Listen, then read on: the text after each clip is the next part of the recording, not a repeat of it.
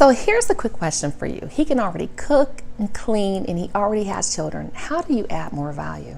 So, I was actually thinking about that. There's videos around, but if you're over 40 and you truly desire to get married, this is a video for my women over 40 with children that are single or divorced with children that want to attract the love they desire and deserve.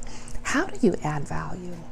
How do you earn the ring, right? Earn the ring, right? How do you get the ring? I'm going into my third marriage, so I told a woman, I was like, I can track the husbands, and I have finally really chosen the right husband, the right man. I want to call him a partner because he's my leader. He's, oh God, I have a very masculine energy, man, and it feels so good. I feel so safe and secure with him. But how do you add value? And some of the things that I can suggest you do, and I'm not really making my videos like 5 things, 3 things, this, and I don't really feel like it. I do this for fun. I do YouTube for fun. YouTube's not my main source of income. It's just a way for me to share with women and teach you all things that I really wish that I would have known younger. And some of the things I did know, but I was not exercising these things with the right man. Just wasn't the right person for me. At that time, we weren't right for each other. But when you think about when he's with you, how do you make him feel? How do you make him feel? Does he want to get on the phone and talk with you? Some of y'all are going on these.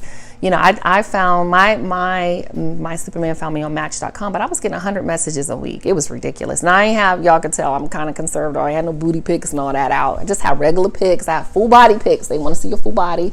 And if you got curves, so what? Because whoever likes curvy women is going to like you, or thick or skinny. I'm going to say skinny too, because I've actually been on sites where women say I'm so thin and people make fun of me. Well, whatever the case may be, honey, okay? Add whatever. But how do you add value?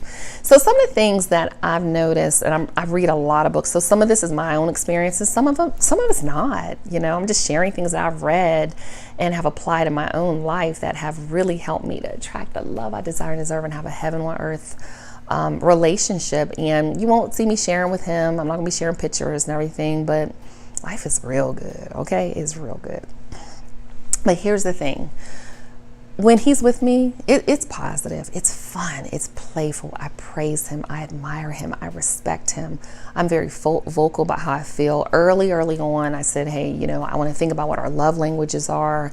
And we took the test. Well, basically, I kind of just read it off and understood. Now that I know what his love language is, for instance, I know it's words of affirmations is one of his love languages. And we have we literally have them 1 through 5, but he and I are literally the exact same love languages in the exact same order.